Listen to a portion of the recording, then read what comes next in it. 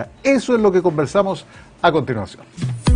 Ahora, una conversación, un invitado, temas para debatir, actualidad y tendencia en Ponte Online. Claro que es tendencia, claro que es actualidad hablar de este proceso constitucional con los consejeros, y estamos en contacto ya con nuestro amigo don Paulo Pérez, que es magíster en Derecho Constitucional, abogado. Bienvenido. Hola otra vez, ¿cómo estamos?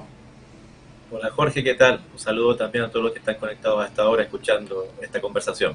Eso. Oye, bueno, nos quedamos con este segundo proceso, digamos, que ojalá llegue en terreno fértil, digamos, y que podamos contar con una carta que nos deje tranquilo a todos.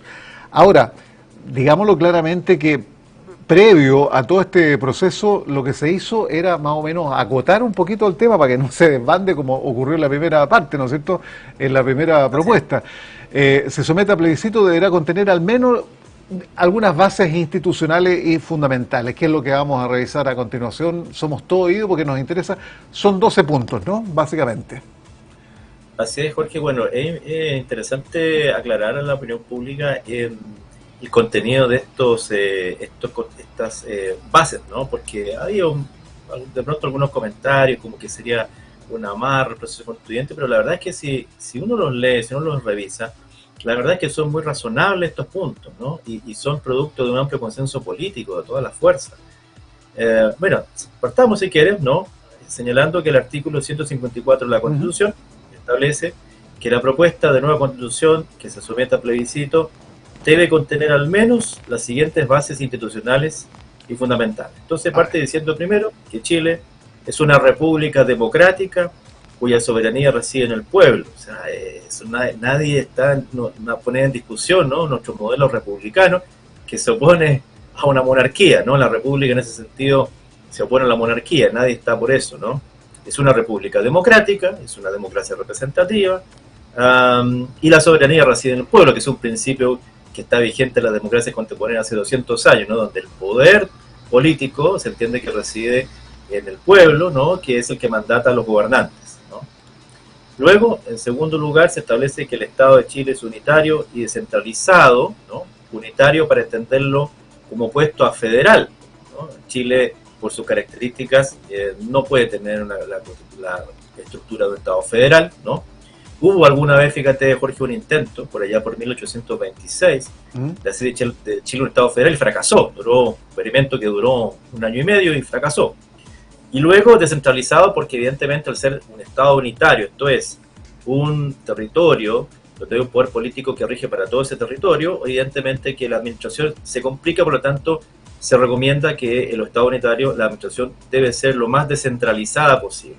Es decir, que la toma de decisiones esté bastante, digamos, abierta, que los territorios puedan también participar de las decisiones del Estado.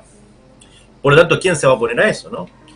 Tercero, mira, dice la soberanía tiene como límite la dignidad de la persona humana y los derechos humanos reconocidos en los tratados internacionales y ratificados por el Estado de Chile, que se encuentran vigentes. Este principio está en la actual Constitución y es muy importante que esté, Jorge, porque la soberanía aquí se entiende como poder político. Y lo que quiere decir es que el poder político, el poder del Estado, cuando funciona, tiene como límite los derechos humanos. O sea, con este artículo se prohíbe cualquier política del Estado que atente contra los derechos humanos. Por lo tanto, súper importante que esté, digamos, este principio, ¿no? Sí, sí. Luego dice, la Constitución consagra que el terrorismo en cualquiera de sus formas por esencia contra los derechos humanos. Evidente, ¿no?, que el terrorismo es un método de acción política que a través del terror busca objetivos políticos. Bueno, habrá que determinar qué es lo que se entiende por terrorismo, amigo mío. Ponerse habrá que definirlo. Habrá que definirlo. Habrá que definirlo, ¿no? Qué se entiende por terrorismo, pero en el entendido de que el terrorismo es un método de acción política que busca a través del miedo y del terror lograr objetivos políticos, ¿verdad?, se entiende que no es incompatible con la democracia, ¿no? Luego tenemos Chile es un Estado social y democrático de derecho. Fíjate que es bien interesante, ¿no? Porque esta es una definición que está en varios países, ¿no? Definir entonces al Estado de Chile como un Estado que procura una situación de bienestar a través de prestaciones sociales. También hoy día existe un amplio consenso en las fuerzas políticas para avanzar hacia eso, ¿no? De alguna manera superar esta definición del llamado Estado subsidiario, ¿no? Donde el Estado tiene un rol muy pasivo respecto de las prestaciones sociales, ¿no? Entonces, sí, al optar por esta definición, lo que se quiere enfatizar es que el Estado tiene que tener un rol más activo, más participativo. ¿Qué es el gran punto, digamos, de quiebre de ese encuentro, digamos? ¿Cuánto es lo que el Estado tiene que participar activamente en esto? Exactamente, pero yo rescataría, Jorge, que esto va a estar ya en la Constitución. Esta definición de Estado va a estar, y me parece muy relevante. Luego, fíjate, fíjate que habla de que el Estado debe promover el bien común, promover el desarrollo progresivo de los derechos sociales. Fíjate, el desarrollo progresivo de los derechos sociales, que es un principio que en derecho constitucional se entiende como que los estados tienen que desarrollar los derechos sociales en función de sus capacidades también, económicas, ¿no? Claro. Y en la medida en que van mejorando esa capacidad económica, tienen que ir mejorando la oferta pública de garantía de derechos sociales. Es tan relativo todo, amigo mío, porque eso puede ser en 20 años, puede ser en algún punto del futuro, ¿no es cierto? Mediano, lejano, anda a saber tú, porque eso no está claro. Jorge, lo cierto es que si tú colocas, ¿no? Si tú garantizas los derechos sociales, tiene que haber una capacidad estatal para garantizar los derechos sociales, porque si no la tienes es letra muerta, es solamente papel. ¿Ah? Entonces, luego dice, fíjate, se alude al principio de responsabilidad fiscal, o sea, de cuidar los recursos públicos, ¿no? Luego, el número 6 habla de los emblemas nacionales, que es un artículo que ya está hoy día también, donde se reconoce la bandera, el escudo y el himno nacional como emblemas nacionales a nivel constitucional. Eso hoy día ya está en la actual Constitución. Luego, el número 7, fíjate qué interesante, porque alude a la separación de poderes, dice que Chile tiene 3 poderes separados independientes entre sí. Eso toda democracia tiene, ¿no? Ese principio de la separación de los poderes. El Poder Ejecutivo, con un jefe de gobierno, con iniciativa exclusiva en la presentación de proyectos de ley que incidan directamente en el gasto público, o sea, mantiene esta idea de que es el Ejecutivo el que maneja la billetera fiscal, no dejar que el Congreso maneje los recursos públicos, porque podría abrirse la puerta al despilfarro de los recursos públicos, ¿no? Es una idea que está en la actual Constitución. Luego habla del Poder Judicial con unidad jurisdiccional y con pleno respeto de las sentencias judiciales firmes ejecutorias. O sea, aquí claramente no le da, fíjate, el carácter de poder del Estado al Poder Judicial, cosa que en el anterior proyecto fue muy cuestionado. Recuerda que se hablaba de servicio de administración de justicia, no cosa así, no como de alguna manera rebajando la importancia que tenía el Poder Judicial. Luego el Poder Legislativo se afirma la idea de que este tiene que ser bicameral, que fue un asunto que también causó mucha polémica en el anterior proyecto. Recuerda tú que se planteó un Congreso unicameral. Exacto. Y luego, como no salió esa idea, se buscó una solución de intermedia que implicaba una suerte de segunda cámara falsa. Pero hoy día se opta por lo que ha sido, fíjate, poderes, digamos, para esa cámara. Muy pocos poderes, pero fíjate, Jorge, esto lo hablamos en su minuto, esto es seguir simplemente lo que ha sido nuestra tradición, lo que ha sido nuestras costumbres constitucionales, por decirlo así, desde hace, digamos, más de casi 200 años, ¿no? Donde hay un Congreso bicameral, donde hay un Senado y una Cámara de Diputados que se autocontrolan entre sí, que ambos participan de la elaboración de las leyes, ¿no? Y revisoras, digamos. Y revisoras, ¿no? Claro, ahí lo que habrá que hacer es mejorar los mecanismos para no demorar tanto el proyecto de ley, pero evidentemente en un régimen de separación de poderes... Yo creo que hay que mejorarlo, porque también se entrampan de repente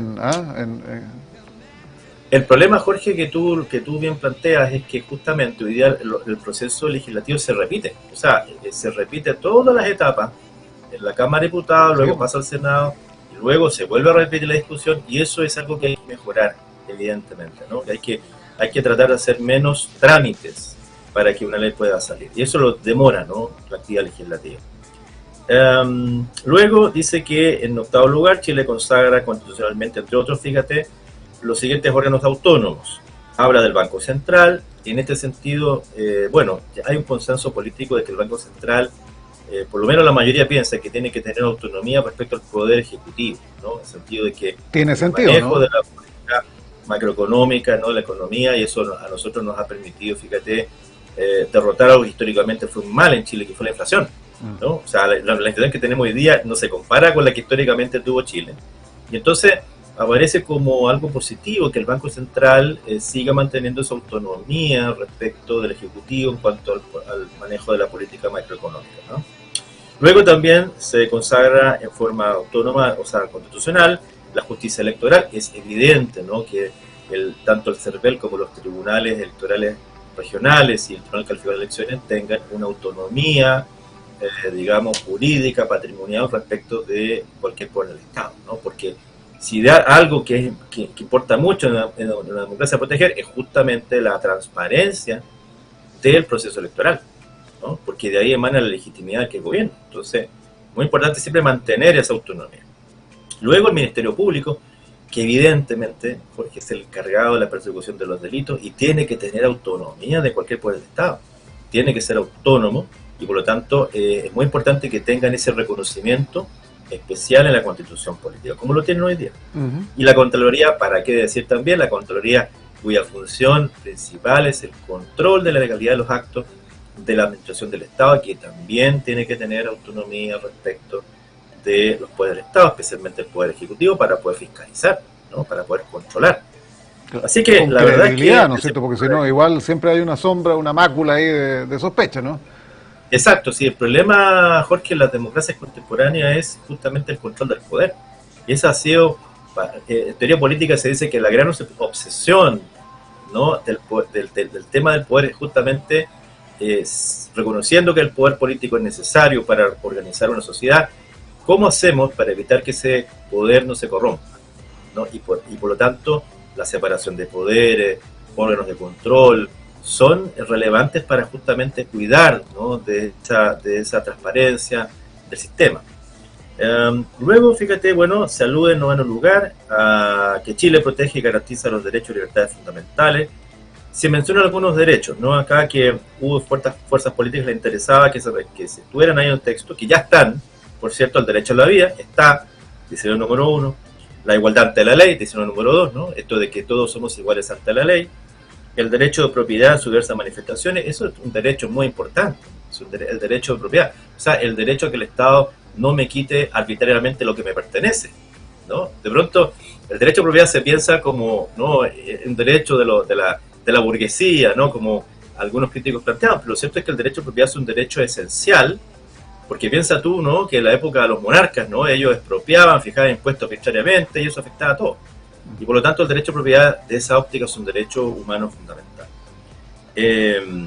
La libertad de conciencia, evidente, ¿no?, la libertad de decidir qué es lo éticamente bueno o malo, eso queda al arbitrio de los individuos, eso también está hoy día. La libertad de culto, que tiene que ver entonces con la libertad religiosa en Chile. Recordemos que en el año 25 el Estado en Chile es laico, se separó de la Iglesia Católica. Fíjate que antes de esa época, desde la independencia hasta el año 25, Chile tenía como religión oficial la Iglesia Católica. Y esa separación se produjo justamente con la Constitución de Alessandria. Y se mantiene, por lo tanto, esa idea, ¿no? Luego habla del interés superior de los niños, importante, principio, ¿no?, que tiene que ver más que nada con el derecho a familia.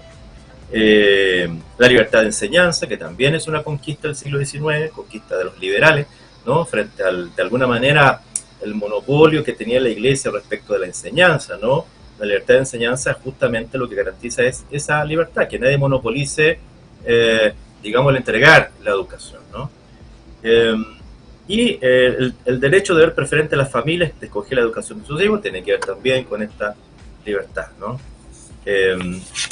Y seguimos por acá. En 10º lugar, fíjate, Chile consagra constitucionalmente con subordinación al poder civil, siempre en toda democracia es así, la existencia de las Fuerzas Armadas y las Fuerzas de Orden de Seguridad, convención expresa de Carabineros de Chile y de la Policía de Investigaciones. Eso es en toda democracia, ¿no? El poder militar está sujeto al poder civil y por lo tanto el que haya un reconocimiento constitucional nada afecta a esa idea, ¿no?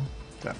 Luego, número 11, la Constitución consagra a lo menos 4 estados de excepción constitucional. Esto fue también motivo de polémica en el anterior proyecto, donde se redujo a 3 estados de excepción constitucional. Y entonces aquí la idea, el consenso político es mantener los 4 que ya existen hoy día en nuestra actual Constitución, que son el estado de asamblea, el estado de sitio, el de catástrofe y el de emergencia. Y finalmente termina el catálogo diciendo que Chile se compromete constitucionalmente al cuidado y la conservación de la naturaleza y su biodiversidad. Me parece que eso es una tremenda innovación, Jorge, porque lo que se pretende es que haya un capítulo especial respecto de el medio ambiente, que es quizás hoy día, de entre los temas políticos, ¿no? Quizás sea el más relevante, ¿no? Que tiene que ver justamente con la preservación de la especie humana, ¿no? En este minuto con la crisis climática que hay.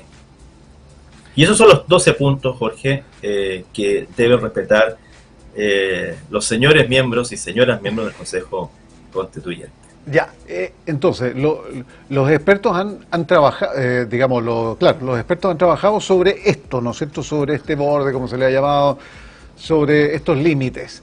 Esto va a ser presentado el día anterior, a ver, tiene que estar, a ver, el 16 partes, ¿no es cierto?, los consejeros, el 15 tiene que estar elaborado el texto, ¿no?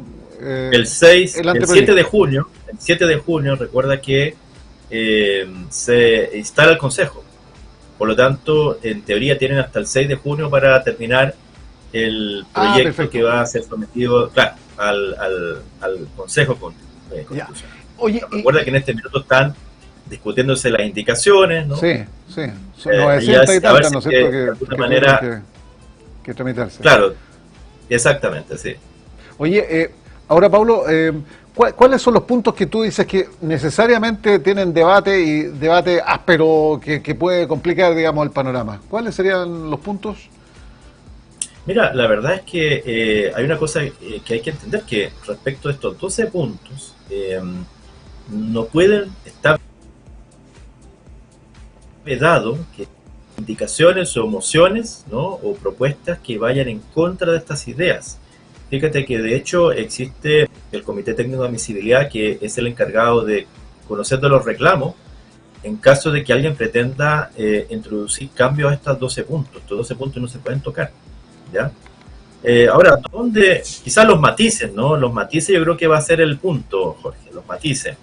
Quizás yo creo que puede que haya discusión respecto de las atribuciones del Congreso, podría haber ahí quizás alguna discusión de las atribuciones del Poder Ejecutivo, qué tanto poder va a tener el Ejecutivo, porque recuerda que Chile tiene un régimen presidencialista, donde el presidente tiene bastante poder, ejerce bastante facultad, entonces puede que haya algún debate respecto de cuánto poder tiene que tener el presidente con relación al Congreso. Me parece que por ahí va a haber... Oye, Pablo, dejémoslo para la próxima porque está interesante. Esto es pedagogía, lo que estamos haciendo. Esto es, en términos básicos, ¿no es cierto?, lo que uno sabía como educación cívica, ¿no es cierto?, en la casa, porque nos tenemos que comprometer. Somos un país que ha cambiado, que necesariamente requiere de cambios, pero cambios consensuados, digamos. Y cómo vamos a tener acuerdo, digamos, o no acuerdo sobre una materia si la desconocemos. Por eso que es tan importante conversarla y debatirla. Pablo, nos pidió la hora. Estamos en los últimos instantes, te quiero agradecer estos minutos y nos encontramos la próxima para seguir viendo estos detallitos que anda a saber cómo van a desembocar finalmente a fin de año. Muchas gracias. Así es, Jorge. Muchas gracias, que esté muy bien. Chao, gracias. Pablo, entonces, en contacto con nosotros, Pablo Pérez, magíster en Derecho Constitucional, abogado, nos interesa.